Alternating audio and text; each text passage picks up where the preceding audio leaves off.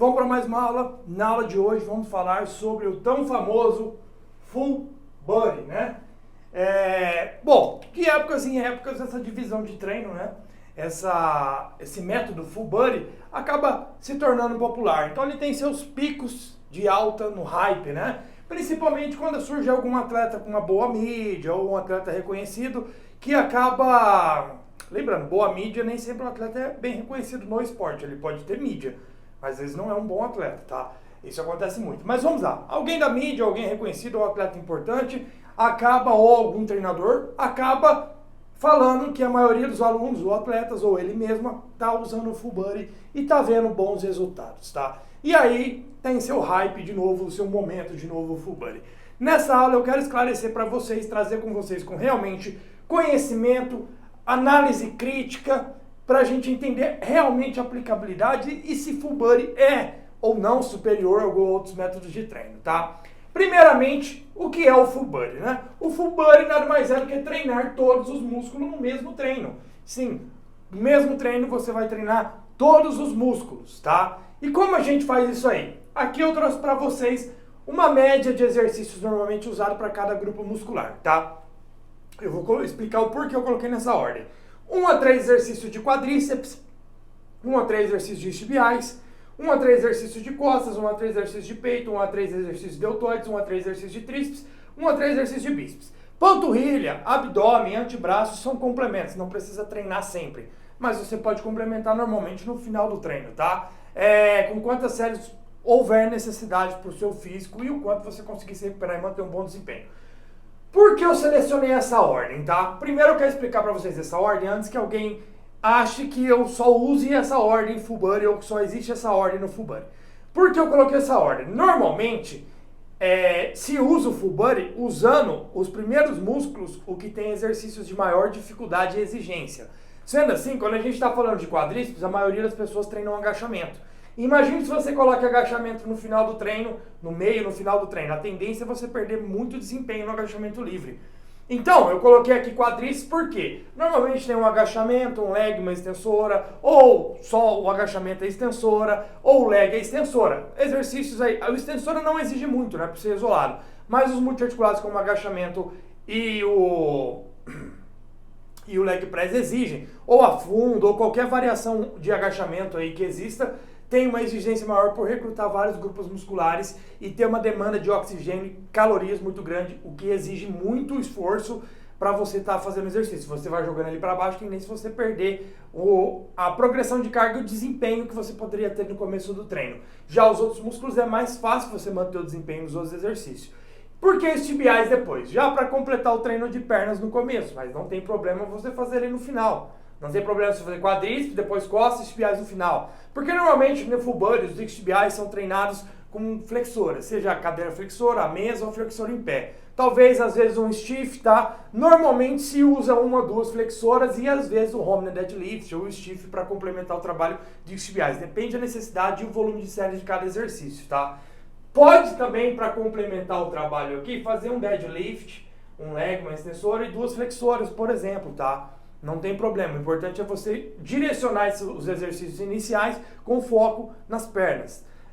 Por que costas depois? Porque costas engloba remadas livres. Quando a gente está falando de remada curvada, cavalo, pêndulo, serrote, remadas com peso livre ou máquinas de remada convergente, são máquinas e exercícios que também exigem muita acionamento de fibras, porque a dorsal é um músculo grande. Além disso, você tem romboides, você tem trapézio medial, inferior, você tem vários músculos trabalhando em conjunto para acontecer o movimento de escápulas, você tem o bíceps tensionando, você tem o deltoide posterior, então você tem uma cadeia de músculos que também leva uma exigência maior. Então, como terceiro músculo treinado do dia, costas, depois peito, porque normalmente peito a gente usa variações de supino. Se for supino com barra, halter, supino livre, a tendência é ter uma demanda também muito grande. Peito pode vir até antes de costas, tá? Mas por que eu faço costas antes? Porque na remada e puxada, na hora que você vai fazer, se você acrescentar puxadas no treino de costas aqui, normalmente sempre tem um puxador vertical ali, Se você fizer peito antes, você pode ter uma leve fadiga do peitoral, porque na puxada tem uma certa exigência do peito ali, por fazer esse movimento aqui de adução aqui, e pode ter uma certa exigência do peitoral, não que vai causar uma fadiga, mas pode gerar desconforto. Treinar peito e depois for treinar exercícios de puxada, tá?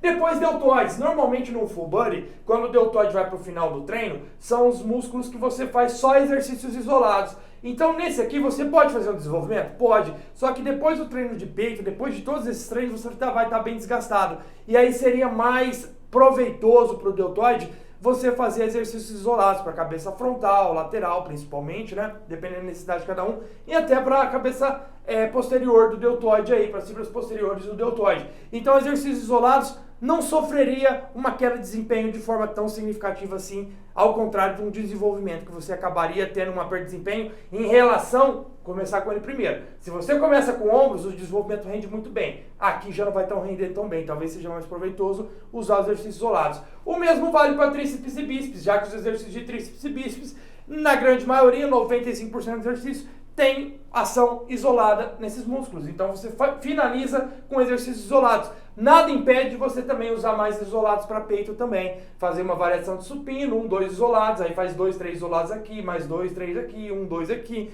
Enfim, vai da necessidade de cada físico. Então por isso eu selecionei essa ordem. Mas não tem problema você mudar a ordem e eu vou explicar como você pode alterar essa ordem, tá? Quando a gente fala de full body, a gente não fala só de treinar uma única vez na semana. Podendo sim ser um único treino na semana sem problema algum, faz um full body, treino completo. Normalmente você pode fazer isso para um atleta de crossfit, que a prioridade do crossfit é você trabalhar os movimentos de crossfit. Na musculação ele faz um complemento de trabalho em variações de trabalho, de ângulo de trabalho desses músculos, que não são bem trabalhados no crossfit. Aí podendo até excluir, por exemplo, o crossfit tem muita remada, muito agachamento, e aí você não usa tanto quadríceps e costas no treino de musculação do full body.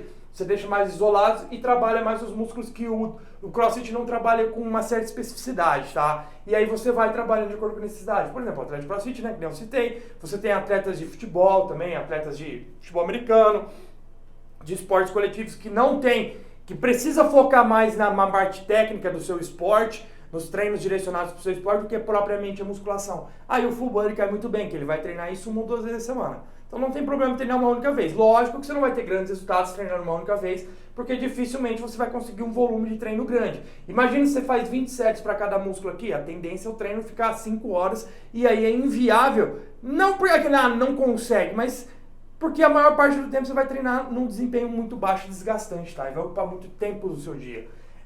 Então, normalmente o full body usa uma divisão sequencial. O que é uma divisão sequencial? Independente de quantas vezes você vai treinar na semana, independente dos dias, você mantém uma sequência regular de treino. Por exemplo, você faz um treino, um dia de descanso, um treino, um dia de descanso, um treino, um dia de descanso, e vai alternando. Full body, descanso, full body, descanso, full body, descanso. Assim você vai dando a frequência do estímulo e o volume de séries por grupo muscular na semana vai preencher um volume significativo para gerar resultados. Então o full body leva essa vantagem todos os dias, todos os treinos você vai treinar todos os músculos ali, podendo ter algumas diferenças que eu vou citar mais pra frente, tá? Pra quem consegue manter um bom desempenho de treino a treino, 2 treinos, 1 descanso, ou 2 treinos e 2 descansos, ou seja, treina, treina, descanso, ou treina, treina, descanso, descanso. E assim sucessivamente. Pode alternar. 2 treinos, 1 descanso, 2 treinos, 2 descansos, 2 treinos, 2 descansos, 2 treinos, 1 descanso. Ou seja, uma média, cada 2 treinos, 1 ou 2 descansos. Deu para entender?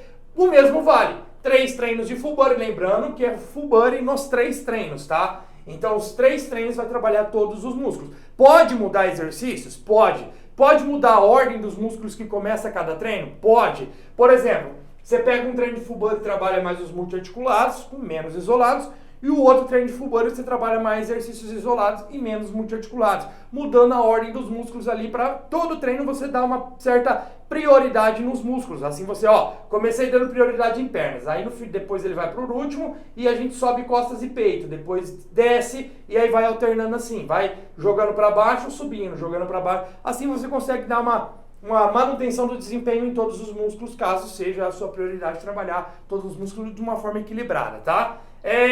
Então você pode também fazer 3 treinos, 1 descanso ou 2 descansos. Treinei, descansei um dia ou descansei 2. treinei, descansei um dia, descansei 2. Pode alternar, por exemplo, dei 2 treinos, um descanso, ou 2, depois dei 3 treinos, mais 2 descanso, ou depois fiz um treino, um descanso, ou 2 descansos. Você pode mesclar. O importante é você ter uma frequência de treino de pelo menos 2 a 4 dias de treino na semana, tá? Por que 2 a 4 dias? 2 dias para você conseguir ter um volume significativo, para não ter que compactar um volume muito grande em um único dia. Caso o teu foco seja a hipertrofia, desenvolvimento muscular, que você precisa trabalhar com um adicional de volume com o tempo. Não que seja obrigado a ter alto volume, mas você precisa ter um certo... Normalmente é um mínimo 6, 8, 10 séries para cada grupo muscular no contexto geral, para você ter uma resposta hipertrófica significativa trabalhando com bom desempenho. Então, um treino só fica difícil você ter essa evolução mais significativa.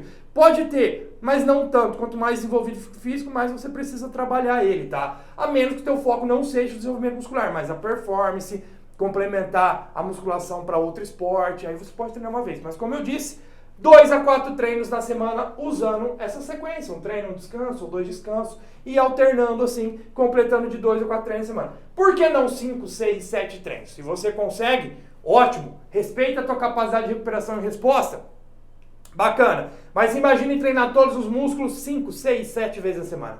Fica bem desgastante, muito difícil você conseguir manter isso por 1, 2, 3 meses, tá?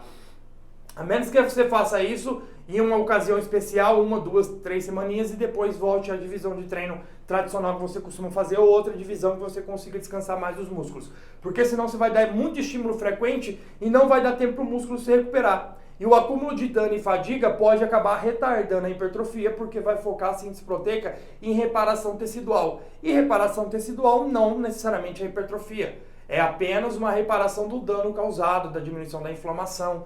A hipertrofia ela vem de forma mais significativa depois que o dano já está baixo, e aí a síntese proteica foca mais na hipertrofia das miofibrilas, tá? Então, sendo assim, a gente pode usar uma divisão sequencial com o full body.